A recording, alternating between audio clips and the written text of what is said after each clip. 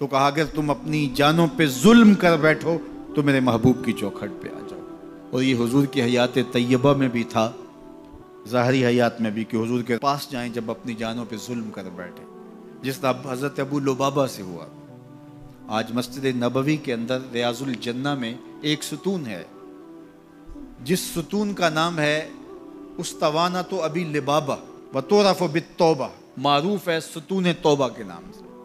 حاجی جب جاتا ہے تو اس کی خواہش ہوتی ہے ریاض الجنہ میں جگہ مل جائے، ریاض الجنہ میں چلا جائے تو اس کی عرض ہوتی ہے کہ استوان ابی لبابہ کے پاس 2 نفل مل جائیں توبہ کے۔ یہ حضور کے مصلی سے حجرہ عائشہ کے درمیان میں پڑتا ہے۔ ابو لبابہ سے ایک معاملہ ہو گیا، بنو قریظہ کو انہوں نے ایک راز بتا دی، اس طرح اشارہ کر کے جو کہ تمہاری گردن کاٹ دی جائے گی، یہ غزوہ احزاب کے بعد۔ پھر خود ہی انہیں احساس ہوا کہ مجھ سے غلطی ہو گئی ہے، تو انہوں نے اپنے آپ کو ستون کے ساتھ بندھوا دیا اور کہا کہ جب تک میری توبہ نہیں ہوگی اتنی دیر تک یہیں بندہ رہوں گا۔ تو حضور نے دیکھا، تو اب چونکہ انہوں نے قسم کر لی تھی، فرمایا ٹھیک ہے، جس طرح اللہ کا حکم آتا ہے۔ اور حضور جاتے ہیں آتے ہیں، رستے میں یہ ستون پڑتا ہے، تو حضور کے دل سے ان کے لیے مغفرت کی دعائیں نکلتی کہ اللہ انہیں معاف کر دے۔ 6 دن اور 6 راتیں مسلسل وہ ستون کے ساتھ بندے رہے کہ میرا گناہ معاف ہو جائے۔ اللہ اکبر۔ پھر اللہ کے محبوب پر وحی نازل ہوئی، ابھی پردے کے حکام نہیں اترے تھے۔ سیدہ ام سلمہ رضی اللہ تعالی عنہا نے کہا کہ حضور اگر اجازت ہو تو میں انہیں خوشخبری دے دوں۔ تو فرمایا ٹھیک ہے۔ تو وہ دروازے پر آئیں اور کہا کہ ابو لبابہ تمہاری توبہ قبول ہو گئی۔ تو صحابہ دوڑے ان کی رسیاں کھولنے کے لیے۔ ابو لبابہ نے کہا خبردار کسی نے میری رسی کھول لی، یہ رسیاں حضور اپنے ہاتھوں سے ہی کھول لیں گے۔ پھر فجر کی نماز کے وقت حضور تشریف لائے تو حضور نے رسیاں کھولی۔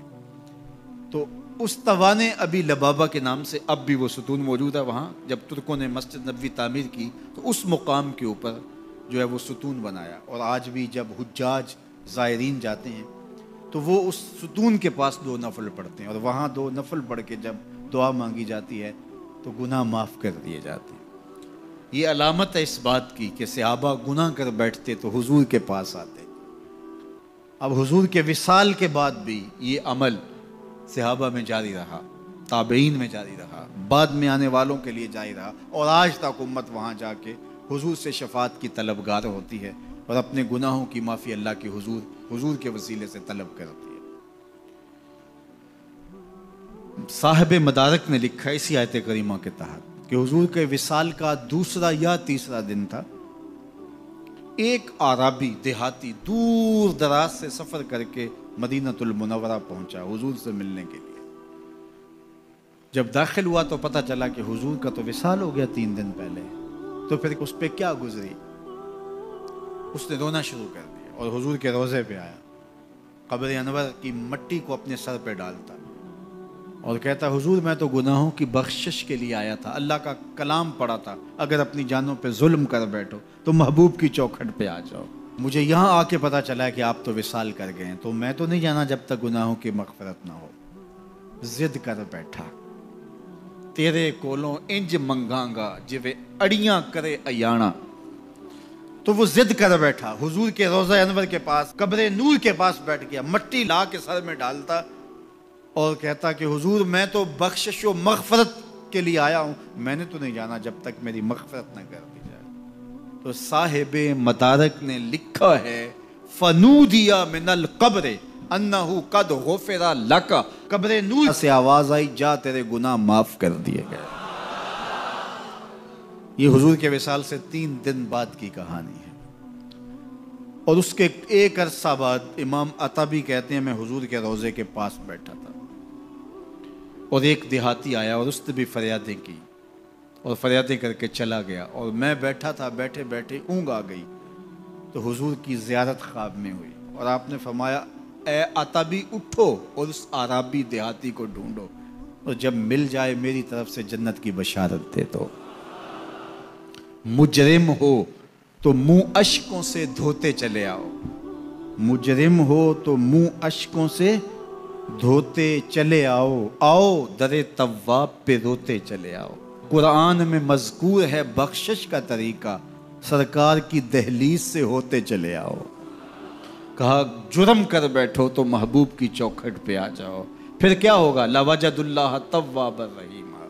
تم تو گناہوں کی معافی لینے آئے تھے لیکن محبوب کو ساتھ لے آئے ہو، لہٰذا وسیلہ حضور کا ڈالا ہے تو گناہ تو معاف ہوں گے ہی ہوں گے، اضافی رحمتیں بھی عطا کر دی جائیں گی.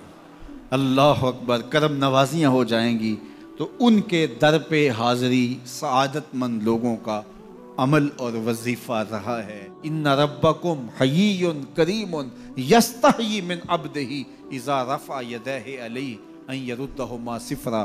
تمہارا رب حیا کرنے والا، سخی، زندہ اور کریم ہے. بندے جب اس کے سامنے ہاتھ پھیلا کے دعا مانگتے ہیں، اللہ فرماتا ہے مجھے شرم آتی ہے ان کے اٹھے ہوئے ہاتھ خالی کیسے موڑ دوں. جب انہوں نے مجھ سے مانگا ہے میں نے بھی نہ دیا تو کس در پہ جائیں گے؟ تو پھر جب مجھ سے مانگا ہے تو میں کیوں نہیں دوں گا؟ ان کی جھولیاں کیوں نہیں بھروں گا؟ وہ تو کہتا ہے مجھ سے مانگو. اللہ اکبر. دنیا داروں سے مانگے تو ناراض ہوتے ہیں، اللہ سے نہ مانگے تو ناراض ہوتا ہے. وہ کہتا ہے سوالی بن کے میری چوکھٹ پہ ہو، مجھے اچھا لگتا ہے کہ تم مجھ سے مانگو اور تم جھولیاں پھیلاؤ، اور نہ میں صرف تمہاری ضرورت کو پورا کروں گا بلکہ اپنی جناب سے تمہیں مزید رحمتوں سے بھی نوازوں گا. تمہارے اٹھے ہوئے ہاتھوں کی میں لاج رکھوں گا. تم طلب تو کر کے دیکھو. لازمی نہیں ہے کہ تمہیں مانگنے کا بڑا سلیقہ آتا ہو میں پھر دوں گا. شکستہ اور ٹوٹے پھوٹے لفظوں سے مانگو پھر بھی جھولی بھر دوں گا. وہ کریم ہے، اس سے مانگو تو صحیح، ہاتھ تو پھیلاؤ. جس زبان میں مانگنا آتا ہے مانگو. عربی میں مانگو، ہندی میں مانگو، سندھی میں مانگو، پنجابی میں مانگو، نظم میں مانگو، نثر میں مانگو، اقبال کے لہجے میں مانگو، رومی کی طرز پہ مانگو، سادی کے انداز میں مانگو. نہیں مانگنا آتا خالی ہاتھ پھیلا دو، وہ بند لبوں کی بولیاں بھی سنتا ہے. آؤ تو صحیح اس کی چوکھٹ پہ، جھولی تو پھیلاؤ. زلیخا بت کے آگے ہاتھ جوڑے کھڑی تھی تو کیا کہہ رہی تھی؟ یا صنمی یا صنمی، اے میرے بت مجھے بچھڑا ہوا یوسف ملا دے. اس کا اعتقاد تھا کہ یہ مجھے دیتا ہے اور وہ ہاتھ جوڑے کھڑی تھی. لیکن وہ پتھر کا مادو بلا اس کی کیسے فریاد سنتا. لیکن وہ روزانہ کھڑی ہو جاتی تھی، دعائیں مانگتی تھی. یا صنمی، اے میرے بت مجھے بچھڑا ہوا یوسف ملا دے. زندگی گزرتی گئی، لیل و نہار کروٹیں کھاتے گئے. عمر ڈھلنے لگی، چہرے پہ جھریاں ابھرنے لگی. وہ روزانہ سر شام ہاتھ جوڑتی اور بیٹھ جاتی لیکن کوئی جواب نہ آتا. ایک دن رات کا پچھلا پہر تھا. یا صنمی کا وظیفہ چل رہا تھا. نیند کا جھٹکا آیا، زباں بل کھا گیا. کہا یا سمادی یا سمادی. آواز آئی جبریل جا یوسف کے گھوڑے کا رخ موڑ دے، بچھڑی ہوئی کو یوسف ملا دے. مالک اس نے تجھے تو نہیں پکارا، یہ تو بت کو پکار رہی ہے. وہ تو زباں بل کھا گئی اور یا صنمی کے بجائے یا سمادی کے لفظ آگے. کہا جانتا ہوں، لیکن اتنا عرصہ ہوا بت کو پکارتے ہوئے اس نے کوئی جواب نہیں دیا. آج اس کے لبوں پہ میرا نام تو آیا ہے، جیسے بھی آیا ہے. اگر میں نے بھی نہ دیا میرے اور بت میں فرق کیا ہوا؟ جا بچھڑی کو یوسف ملا دے. کوئی مانگے تو صحیح، کوئی ہاتھ تو پھیلائے. ہم تو مائل بکرم ہیں، کوئی سائل ہی نہیں. ہم تو مائل بکرم ہیں، کوئی سائل ہی نہیں. راہ دکھلائیں کسے، راہ رب منزل ہی نہیں. جلوائے طور تو موجود ہے، کوئی موسیٰ ہی نہیں. کوئی ہاتھ تو پھیلائے، کوئی جھولی تو پھیلائے، کوئی مانگے تو صحیح. دنیا والوں سے مانگیں تو ناراض ہوتے ہیں، اللہ سے نہ مانگیں تو ناراض ہوتے ہیں. دنیا والوں سے مانگنا ہو تو وقت دیکھنا پڑتا ہے. اب تو صاحب سو رہے ہوں گے، اب تو ناشتے کا وقت ہے، اب تو دفتر کی مصروفیت کا وقت ہے، فراغت کے لمحے ہوں گے تو بات کریں گے. تو کسی دنیا دار سے بات کرنا ہوتا ہے تو وقت دیکھنا پڑتا ہے. لیکن رب سے جب مرضی بات کرو در رحمت کھلا ہوا پاؤ گے. لا تاخذہ سنۃ ولا نوم، نیند کیا اسے اونگ بھی نہیں آتی. جب بھی مانگو گے دستے کرم کشادہ پاؤ گے. جب بندے اس کے سامنے ہاتھ پھیلا کے مانگتے ہیں اللہ فرماتا ہے مجھے شرم آتی ہے ان کے اٹھے ہوئے ہاتھ خالی کیسے موڑ دوں. تو ہم بھی اللہ کے حضور دعائیں کرتے ہیں. اگر کسی کو وہاں جانا نصیب ہو تو وہ تو قبولیت کے بہترین لمحے ہیں، اور اگر نصیب نہیں بھی ہوتا تو 9 ذی الحج کو ہم یہیں کھڑے ہو کے کہتے ہیں مالک وہاں تو آ نہیں سکے، یہاں تو کھڑے ہیں.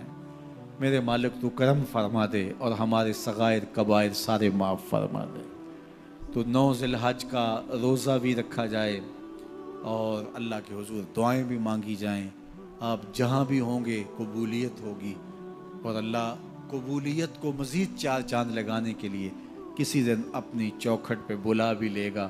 وہ کیا کسی نے کہا تھا کہ کام آخر جذبہ بے اختیار آ ہی گیا، کام آخر جذبہ بے اختیار آ ہی گیا، دل کچھ ہی صورت سے تڑپا ان کو پیار آ ہی گیا۔ تو ایک دن اللہ ہمیں اس سعادت کے لیے اپنی چوکھٹ پہ بھی بلائے گا۔ اللہ آپ سب کو بار بار حج بیت اللہ کی سعادت نصیب فرمائے۔